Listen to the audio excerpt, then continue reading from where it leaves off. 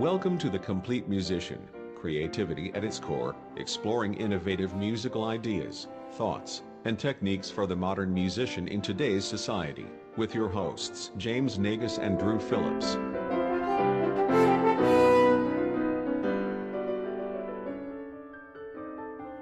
Hey everybody, and welcome to episode 10 of the Complete Musician podcast. I'm James, and I'm going to hand it over to Drew, who is your host today. I'm Drew, and I am your host today. So, for today's topic, we usually have some topic that we expound on and have advice for and all that kind of stuff. I don't really have that today, but my thing to talk about is more of a question, and I don't really have an answer. And I think this question actually should garner some pretty interesting responses from people, and I hope it does. So, I'm going to start by saying that I assigned a project to my students here yesterday, a recording project for my kids. It's almost a mock audition. I assigned my trumpets and my horns a bunch of excerpts that they had to learn, and these excerpts are due in about 10 weeks, and I set them up a recording and practice schedule according to it. And I told them the reason I did that goes back to when I was in undergrad. When I was in undergrad, I first went into college in my first semester. I really didn't practice that much at all. I think most people are guilty of that. Yeah, I thought, just getting used to things. I was guilty of that awful thought that I was going to be a high school band director, and I really didn't need to play well. I was operating under that awful delusion, and I just didn't spend a lot of time in the practice room. However, that second semester of my freshman year, I joined the orchestra, and I also started getting mentored and made friends with a bunch of the older students in the studio. And I saw how amazing of players they were, and I saw all the opportunities that I got to get because of their playing ability, and I got hungry to get better, and I wanted it so much. And after that is when I really started getting in the practice room. And what I stressed to my kids is, honestly, I wasn't really efficient. Like, I just spent, I think, from like 9 to midnight, almost every night in the building, in the music building. Our music building closed at midnight, and that's when the police would kick us out. But I started at like 9, and I would practice, and I wasn't even really efficient. Like, I was playing things that I had absolutely no business playing or no skill or ability level to play as a freshman. Like, just like really difficult things? Or? Yeah, like, I have no business as a freshman at that particular time in my life of looking at something like Heldenleben or looking at anything by Botza or, like, reading through the, first horn on Concertstück or something crazy. Like, I didn't have that range at that point, or I didn't have the control to do it, but I spent all that time with the horn on my face.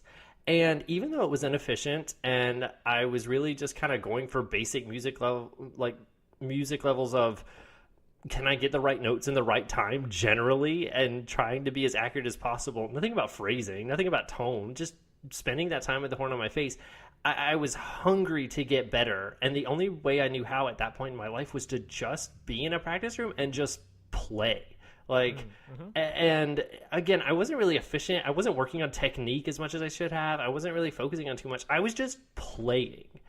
And I think that I really want my students to have that drive. And I want them to have that sense of, like, discovery and that fire and passion for just playing. So my question is, how on earth do we give our students the intrinsic motivation and willpower to go into a practice room and just play? Now, that is it. And I think that applies to more than just playing. For us, at least, it applies to how can we inspire them and motivate them to be more creative? Right. That's a great question. And I mean, I'm sure we could talk about this right now, but the idea you're thinking is to plant this seed, give it some time, and then collect a bunch of other answers and then talk about it next time. Right?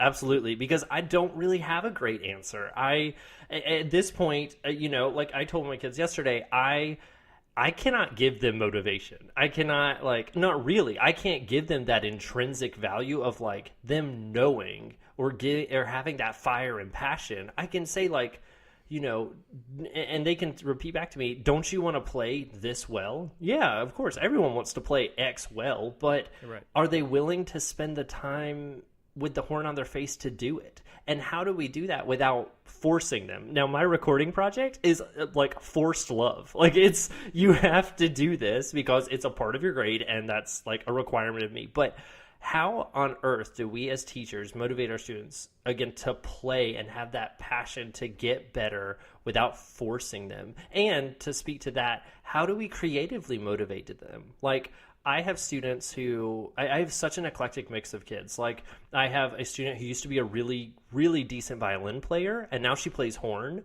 I have a mechanical engineering major who's taking lessons and a pretty darn good player. I have a kid who used to be an aviation major. All of these really eclectic backgrounds. How do I motivate them to use that to educate others? How can I push my kids into composing? Like, how can I do that without forcing them to do it?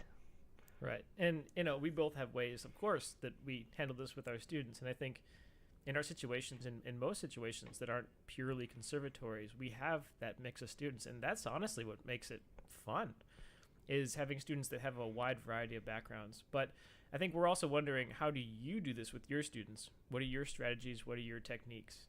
And if I can qualify that a little bit, I think it's important to say, how do you intrinsically motivate students in a healthy way that does not promote unhealthy competition? Right. Right.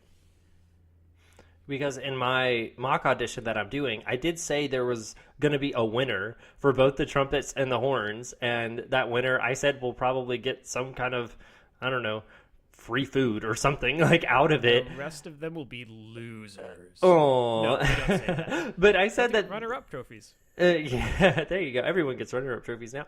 But I said that there would probably be some free food involved, and I mean that's a great motivation tool. But I want them key to a musician's heart. Yeah. But I want them to want it for themselves too, because if they want it for themselves, then they'll also be on this idea of building this motivation and this kind of pushing for their students when they eventually end up teaching in some capacity, for their students to pursue creative outlets. Right. It's the initial push of the car, and then once the car gets rolling down the hill, then it just goes. But it's that initial push. You're right. That is the difficult part. Right. So I really want to know from people how they motivate their students. And I'd love to garner any and all just ideas and thoughts and comments about this. So let us know what you think. And, of course, the ways to get in touch with us are, well, there's email, cormotohorn@gmail.com. There's placing some comments in the YouTube videos below. And then I think we might post this on Facebook, too. I think on so. one of the Horn People sites. So just go ahead and comment there, and we'll compile all the comments, and then we'll discuss next time and read some of your comments and talk about it. And real quick before we go on, just a quick word from our unofficial sponsor. Is your mouth flabby and droopy? Is your embouchure more of a bombouchure? Is your free buzz a total buzzkill? Well, we have the gym for you. Planet Fit Lips.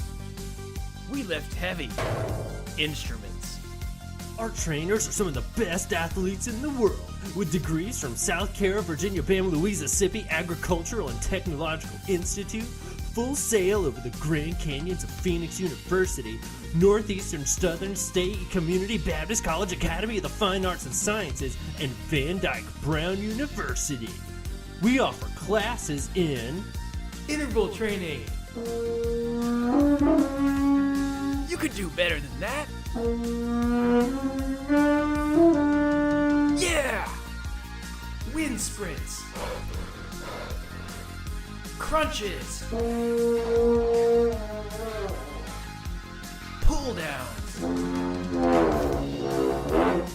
work out your glutes and your tubes.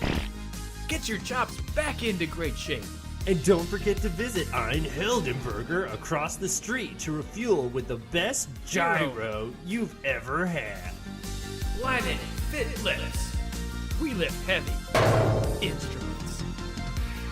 Planet Fitlips is not a real gym, although Jim is a real name, but he is not affiliated with this gym because he is not a gym and it is not a real gym. And even if it was, it would not be affiliated with anyone or anything ever and does not exist and is not an official sponsor of the Complete Musician Podcast. So that really sums up our first section, I think, unless there's anything you have to add. Which brings us to a segment we started last time, which is called House Calls. House Calls with Dr. Phillips and Dr. Nagus. And as a reminder, House Calls is a completely serious, 100% truthful, useful advice, fact show. And there's clearly no sarcasm in that at all. And what we do is we find questions online, whether it be various social media sites or sites like Yahoo or Reddit that people ask questions and go to for advice. And we're just going to give some, in the name of creativity, some creative answers. And remember, we are completely serious. I mean every word I ever say, ever. Because I'm a doctor. So question number 1. Okay, I'm ready. Hit me with it. So, I've been playing the F horn for 3 years, and I've always had this problem where I put the mouthpiece on just the bottom lip, and I barely even use the top lip. So I'm out of tune. My teacher says my F is so out of tune that it's not even the right note, and he says that my embouchure and that I'm too tight and that I need to open my mouth because I'm so sharp. But that's all he tells me. I need help. How do I make a note less sharp? To make a note less sharp, you have to get a lot of pillows. You see, you're using too much of that bottom lip, which comes forward. Many times, the embouchure is described as a beak or a sharp tip cone, and so when you push your lips out forward, it's really sharp. Not because the air needs to come out in a straight line, but just because you need to make it as pointy as possible. Very, very pointy. And so you're just using too much of the sharpness of your embouchure, pushing it out. So what you need to do is make sure that before you play, to soften things up, you need to take a pillow, a really big, nice pillow filled with down feathers and everything, and you need to put it over your face and hold it there for a good 2 to 3 minutes. Don't breathe. Don't worry about breathing. You'll be okay. And then I promise there won't be any playing problems anymore. To me, it sounds like your embouchure is more of a bombouchure. So I would actually recommend you go to Planet Fitlips and just work that out. Yeah, they have great trainers there. All right. Question number 2. What does a conductor do on a freight train? Well, you see, in my experience, they typically tend to do like on a regular conductor, which garners electricity, right? Like water is a conductor for electricity. Yes. And so you see, when they wave their arms about, what happens is they're gathering static from the air because there's electricity in the air all around us. We all know this, right? Because of storms and because of static cling and Kleenexes and such. So there's all this static in the air, and so when they gyrate with their hands and wave them in circles, their hair tends to stand on end. All you have to do is look at the great conductors that did this. Like Dudamel. I mean, look at his hair. Clearly, there's a lot of static going on there. He changed his name from Dudametal originally. He was a little too much of a conductor. So he had to tone it down. That's true because, well, you know what? And then let's look at someone like Strauss. He did it too much, and look what happened to him. Oh, you're right. All those pictures, he's got the fro going. That must be just the static. There you go. So this is really important to remember. Is that conductors who do this too much, they will go bald. They will. I mean, we've seen that through the ages. Okay, question number 3, and I want to remind you, these are all real questions. And real answers. Yes. Question number 3 is, how do people march with a bassoon? And this had 3 question marks after it. Wow, they're very inquisitive. How do you march with a bassoon? Well, it's easier than Februarying with a bassoon and much easier than Novembering with a bassoon. But what I like to do is I like to make sure that the bassoon hits the ground before I take each step. I use it very similar to a walking stick. And so I make sure to plod along in a very consistent pulse, making sure that bottom really plants a foundation of where my next footstep goes. That's how I march with a bassoon. For me, I think the technique was codified by Woody Allen in a film where he actually marched with a cello. And what you have to do is you have to carry your own chair. And then essentially you have to be careful because the parade float's going to keep moving. So you have to pick up the chair, sit down, put the strap down, hook in the bassoon, play maybe 1 to 1.5 notes, pick up the chair, and then repeat the process over and over again. Now, the thing you want to be careful about is you always want to have an EMT nearby because you're likely going to get splinters. And this is probably why, this may be why we don't see a lot of bassoon marching bands, but then again, it may not be. So that concludes our 10th episode of The Complete Musician. Thank you very much for listening. Please send in your comments and responses, especially to the topic's question today. Again, you can get in touch with us at cormotohorn@gmail.com or comment on our YouTube channel or maybe on the Facebook post we make about this video. Thanks for listening. And remember, as Ichabod Crane once said, you can lead a horse to water, but you can't make it play tuba.